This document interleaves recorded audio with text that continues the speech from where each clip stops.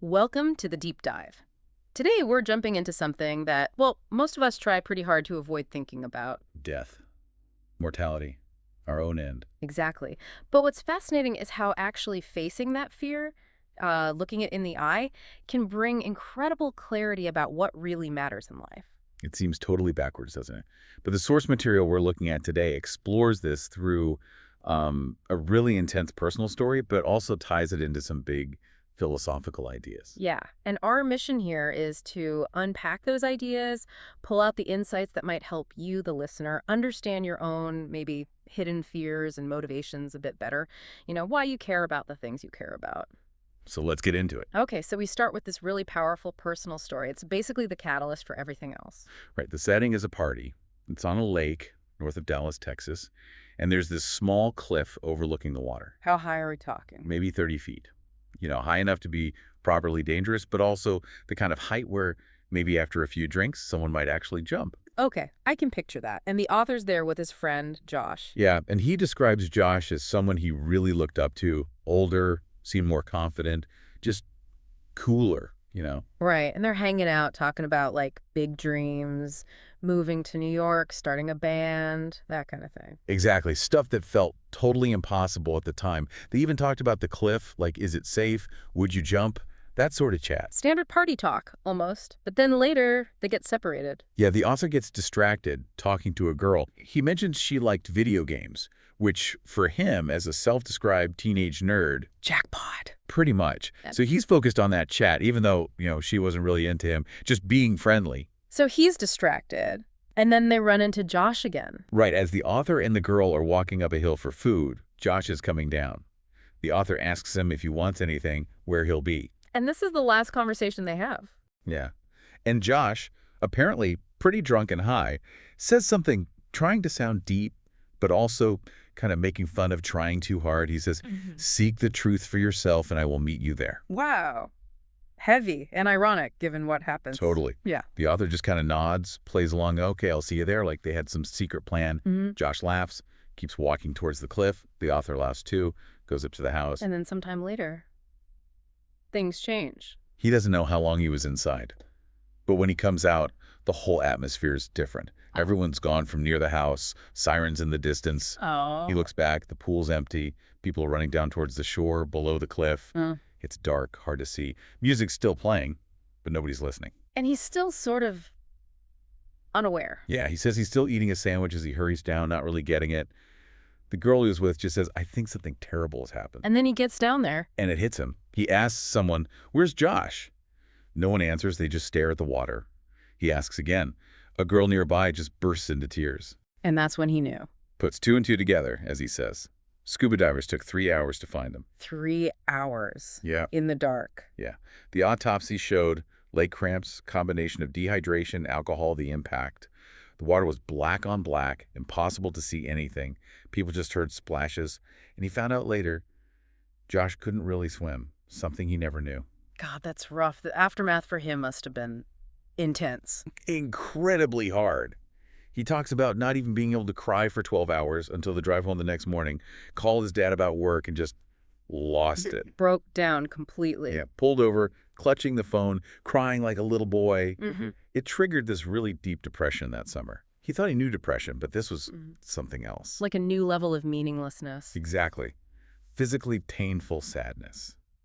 But he was faking it, telling people he was okay, feeling totally empty inside. That sounds incredibly isolating. Did he process it over time? Well, he started dreaming about Josh for months. Sometimes deep talks about life and death, sometimes just random stuff. Any dream stand up? One really hit him hard. He dreamt he was in a jacuzzi with Josh, apologizing that Josh died. And Josh just laughs and asks him, why do you care that I'm dead when you're still so afraid to live? Whoa, that's direct. Woke him up crying. And that question seems to have really stuck with him. So that led to some kind of shift. Yeah, he describes sitting on his mom's couch later, just staring into the void left by Josh. This endless nothingness. Wow. But then a thought hits him. Which was? If death means there's ultimately no reason to do anything, well, then there's also no reason not to do anything. The flip side. No reason not to act. Exactly. No reason to let fear or embarrassment or shame stop you because His words, it's all just a bunch of nothing. Anyway, he realized that avoiding pain meant avoiding being alive. That's a huge realization. Did things change after that? Big time. The source calls it the post-tragedy transformation. He quit weed, cigarettes, video games, dropped out of music school, signed up for college, started hitting the gym, lost weight, made new friends, got his first girlfriend. So a complete turnaround. Pretty much. Started actually trying at studying, found out he could get good grades. Then he did this challenge. Read 50 nonfiction books in 50 days. Did he do it? He did. And a year later, transferred to a really good university and says he thrived academically and socially. So Josh's death became this dividing line in his life. The clearest before-after point, he calls it. Before. Yeah. Inhibited, unambitious, obsessed with what people thought. After, responsible, curious, hardworking. Still had insecurities, though. It wasn't magic. No, not magic. But he says he now cared about something more important than those insecurities. And that made the difference. It's that paradox again. Someone else's death gave him permission to finally live. Yeah. The worst moment was also the most transformational. His takeaway is, look, death terrifies us, so we avoid it. But in a weird way, it's the necessary backdrop. It's the light by which the shadow of all of life's meaning is measured.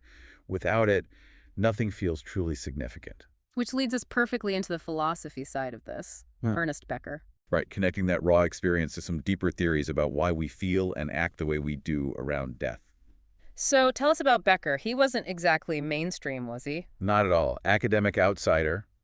Got his PhD comparing Zen Buddhism and psychoanalysis back in 1960. That was pretty out there then. And he had some strong opinions. Oh, yeah. Called psychiatry a form of fascism, basically. Unscientific oppression. Things like that. Which probably didn't endear him to the establishment. Let's just say he had trouble keeping jobs. Yeah. Fired 4 times in 6 years. Apparently used Shakespeare to teach psych. Dressed up as King Lear, went on political rants.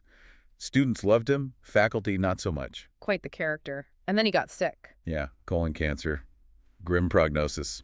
Before he could get fired again, basically. Mm-hmm. And while he was bedridden, facing his own death, he decided he had to write this book about death. The Denial of Death. That's the one. Published just before he died in '74. Won the Pulitzer. Hugely influential, really shook things up. Okay, so what's the core argument? The source breaks it down into 2 main points. Point 1. Humans are unique. We can think abstractly about ourselves, past, future, hypotheticals. And this awareness inevitably leads us to realize, We're gonna die. exactly, we're the only animal we think that can actually picture a world without us in it. And that knowledge creates what Becker called death terror. A deep underlying existential anxiety. Right. It's humming beneath everything we do, often unconsciously. Okay, that's point 1. What's point 2? Point 2 is how we cope. Becker said we have 2 selves. The physical self, the body, aging, dying, and the conceptual self, our identity, our ego, our story. And we know the physical self is temporary. Which terrifies us. So we try to build up that conceptual self to feel like it can live forever. Yeah. We do this through what he called immortality projects. Immortality projects. Like what? Give us examples. Well, think about legacies. Putting your name on a building, writing a book, creating art that might last. Having kids, passing on your values. Definitely. Or mastering a skill, conquering lands, getting super rich, having a massive family. Anything that makes you feel like some part of you, your influence, will extend beyond your physical lifespan. So Becker's saying basically all of humans' civilization, Yeah. cities, governments, art, religion, it's all just a massive collection of these attempts to cheat death, conceptually. Pretty much. That the meaning we find in life is fundamentally shaped by this deep-seated desire to not truly die. Our immortality projects become the measure of our worth, what we value. And when those projects fail, if you face public shame or trauma shatters your identity. Then that death terror, that anxiety Becker talked about, it just creeps back into our mind. It's no longer suppressed. So his initial thought was, we're driven by fear to just care intensely about something, anything, as a distraction. Yeah, to give way too many fucks, as the source puts it, just to keep the terror at bay. Hmm. And interestingly, he felt that not giving a fuck, in the sense of being free from these fear-driven projects, was almost a spiritual state, embracing impermanence. And that connects to entitlement. He suggested that state makes you far less likely to get caught up in various forms of entitlement, because you're not desperately trying to prove your conceptual self is immortal and special. But then, facing his own death, Becker had another realization. The bitter antidote. Yes. Lying there, he saw it differently. The immortality projects weren't the solution. They were the problem. constantly trying to build up this undying conceptual self, was the source of neurosis. So the real goal isn't building an immortal self, but questioning it, getting comfortable with actual death. Exactly. Except its inevitability. Because when you come to terms with that deep death terror, you're free. Free to choose your values based on something other than the need for symbolic immortality. Free from maybe some dangerous dogmatic views that come from clinging too tightly. Okay, it lets you choose what you care about more freely. Right. It shifts the whole foundation. And this isn't just theory. The source loops back to another very real, very intense confrontation with mortality. Yeah, this time it's the author himself, deliberately putting himself in a dangerous situation. Cape of Good Hope, South Africa. A place known for storms, shipwrecks.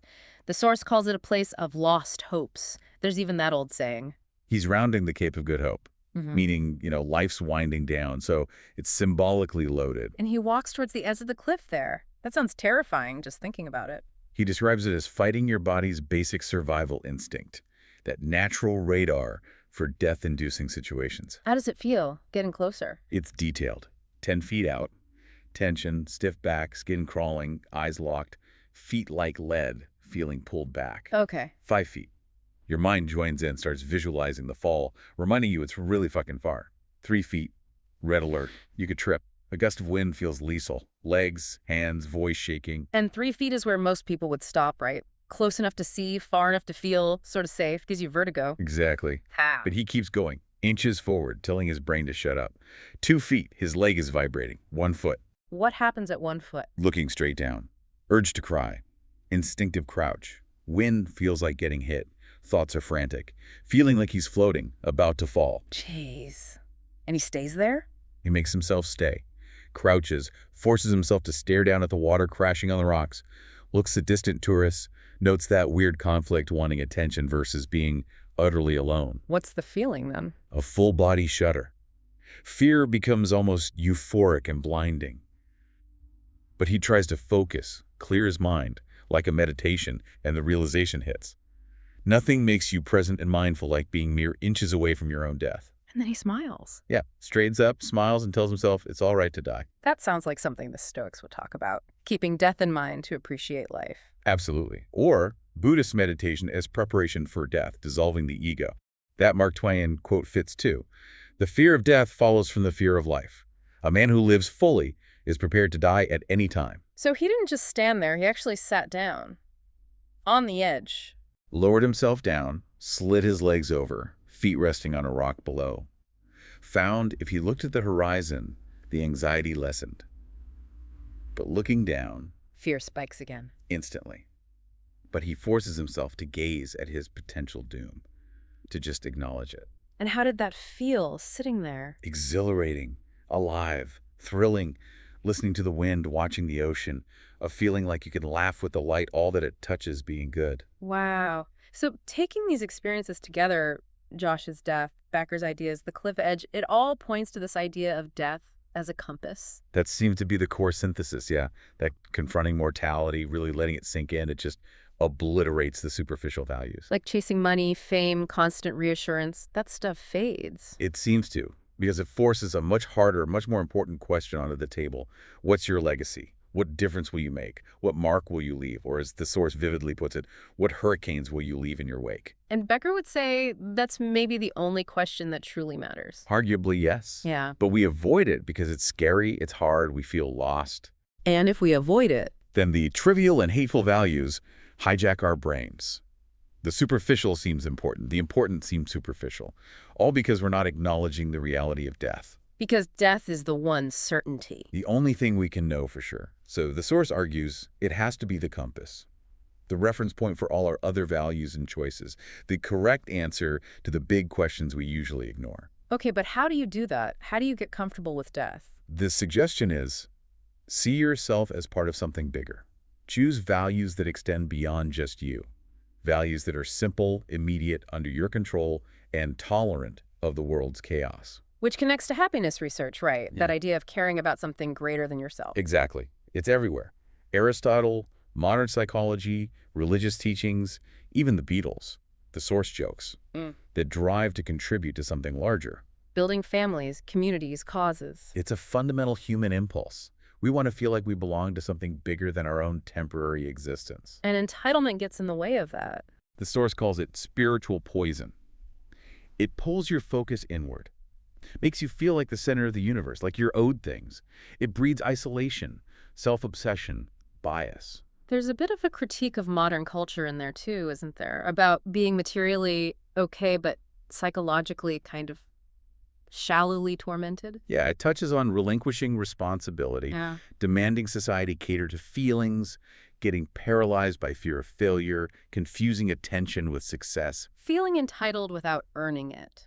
Declaring Ah. yourself an expert without experience because we only see the extraordinary. Right, that kind of thing. But then right after that critique comes this really powerful message. Which is You are great already. not because of achievements, not the boat, the app, the degree. No, you're great, the source says, because in the face of endless confusion and certain death, you continue to choose what to give a fuck about and what not to. Just making that choice, choosing your values despite everything. That simple act makes you beautiful, already makes you successful, and already makes you loved, even if you have nothing externally, even if you're starving in a gutter. It brings it back to the core truth.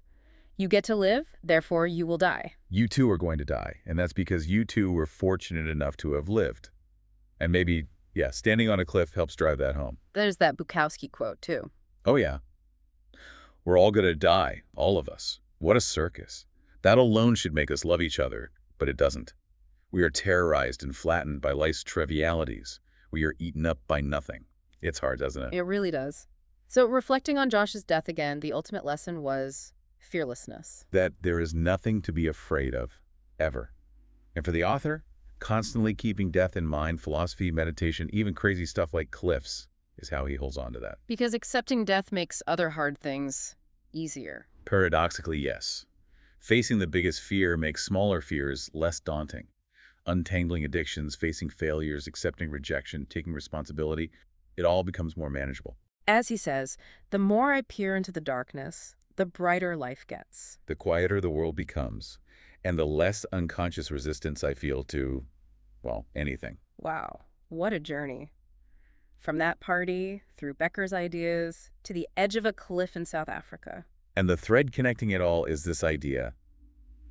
Confronting mortality, really grappling with it, can be profoundly liberating. Wow. It clears away the superficial clutter and lets you anchor your life to values you truly choose, not values driven by fear or entitlement. It's about finding meaning despite death, or maybe even because of it. Exactly, living a less fearful, more authentic life. And that final image from the cliff after he stood up, the man who approached it. The Australian guy, yeah.